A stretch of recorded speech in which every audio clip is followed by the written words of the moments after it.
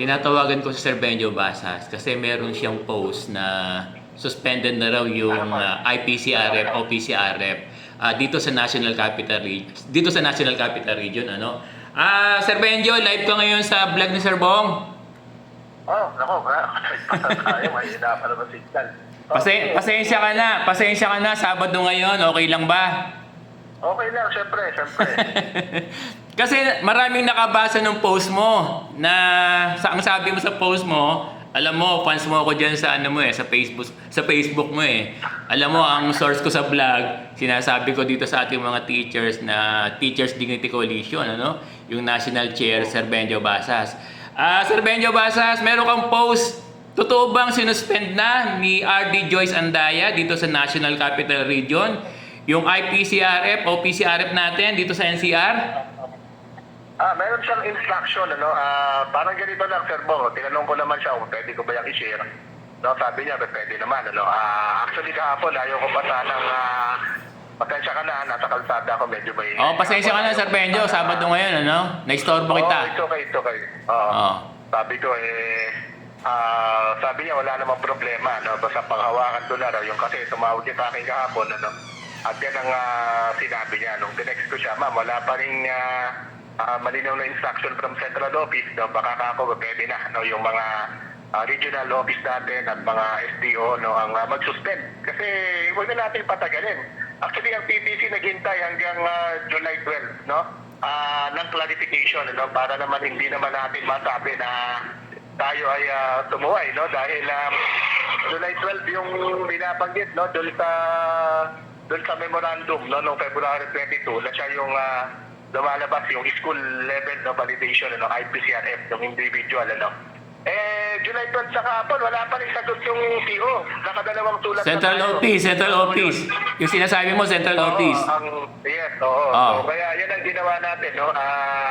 Nag-reach out na tayo sa mga RO at ang una naman na nag-confirm sa akin kahapon, earlier, ayun pong regional director ng Bicol, Dr. Gilbert. Bicol. So nagsuspend na ba ang Bicol? Nagsuspend? Ganito lang, Sir Bong, no? Ang mahirap dito, hindi kasi, halos lahat ng kausap ko na RD, ang sinasabi, they cannot release a memorandum, no? But they can instruct the SDOs, the SDS, etc., no? Na wag mo lang magpa-submit at hintayin, yung clear instruction ng central office, no? Yan din yung sinabi sa atin, ng ating RD, no? So, kaya ganun. At siguro para lang... So, Sir Benjo, nakapag-instruct na ba si RD Joy sa mga division superintendents natin na wag na munang magpa-submit ng IPCRF? Well, yan ang sinabi niya sa akin, in fact, ang Manila ay nagbaba na ng instruction, through well, unfortunately, through messages lang rin, nagbaba na ng instruction ng DepEd Manila, Pwede ko namang banggitin, si SDS Riddle, doon sa mga school heads. Sir Benjo, at-chat ko yung ating division office kanina, top official natin, at sinabi rin nila na hold muna o hindi mo na magsasubmit ang Division of Caloocan. Yes, yan po. Yan yung instruction, yung hold muna. That yan, banggitin ko na lang rin, yung ibang regions, Region na... Sir Benjo, unahin muna natin dito sa NCR. Lahat ba ng na-monitor niyo ba na lahat ng division superintendent ay nagpa-hold o hindi mo na magpapasubmit ng IPCRF for school year 2023 to 2024?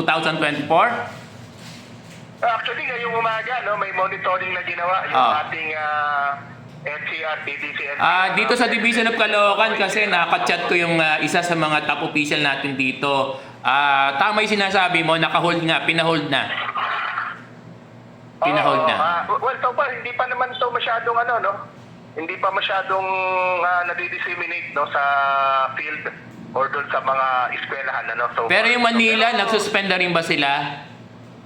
Yan, may instruction na yung Division of Manila. At kung sinasabi mo, may instruction na rin sa atin. Pero hindi pa yan lumalanding, Sir Bong, kaya nga... So, posible, Sir Benjo, na yung ibang division offices ay nagpapasubmit pa rin. Tama ba? Ayaw ko namang pag-isip. Oo nga. Isipin na gano'n, no? So, ilagay na lang natin na hindi pa sila nakakapag-insta. Gano'n na lang muna. Pero kasi yung FB message mo, yung post mo, very clear. Sabi mo doon ay nagsuspend ang NCR. Oo. Practically, no? And technically, suspension yan, ano? Kasi sabi, wala muna. mababasa ni RD yan, yung post mo. Yes, no? Pinagpaalam ko naman sa Okay, kanya. okay. Alam mo naman tayo, eh. Oo nga. Oh, Sir Benjo, ang tanong ko lang, bakit hindi mag-issue ang central office para hindi by region ang suspension? Dapat applicable sa lahat ng guro, buong Pilipinas. O lahat ng regions, lahat ng divisions. Kung masusundan mo yung position ng TDC, yan naman din yung sinasabi natin, no? Oo. Hindi maaari, no, na yung ating mga kalat-kalat, no, yung suspension at iba-iba. Kasi isa lang naman yung sasagutin ng division ng central office din, eh. Oo, o hindi lang, no? Kung oo, edi magsasubmit tayo. Kung hindi naman, edi hindi. Mas masaya tayo, di ba? So by now, Hindi sumasagot yung central office. Yun nga, ngayon, kung tatanungin mo ko bakit hindi sila sumasagot, yun nga ang tanong ko sa iyo, by now, yan din at may dalawa ng sulat ng PBC tungkol dyan, Pero kahit gaya walang sulat, di ba? Pag meron kang nakita na apparent clamor or confusion sa field, abay may obligasyon ka, bilang namumuno, sa isang ahensya, na ayusin, na kumbaga iayos yung iyong infraction. okay. Sir Benjo, maraming salamat sa iyo, ha? Oo. Sir Benjo. Thank you rin. Oo. Okay. Maraming salamat sa iyo, Sir Benjo. Sige.